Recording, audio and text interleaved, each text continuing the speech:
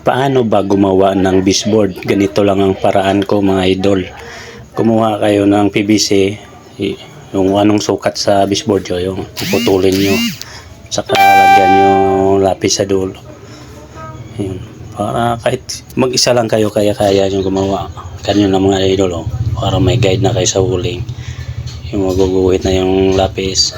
Kahit one hands, kaya mo yan mga idol. Yan, para pag nagpintura ka, may guide ka na. Ganun lang ka-basic. Tayo mga pintor, iba-iba man tayo paraan. Sa akin, ganito lang paraan ko. Para napakadali. Kahit isang kamay pwede. Ayan nga yung finish. Mga idol, ganyan na yun ang baseboard.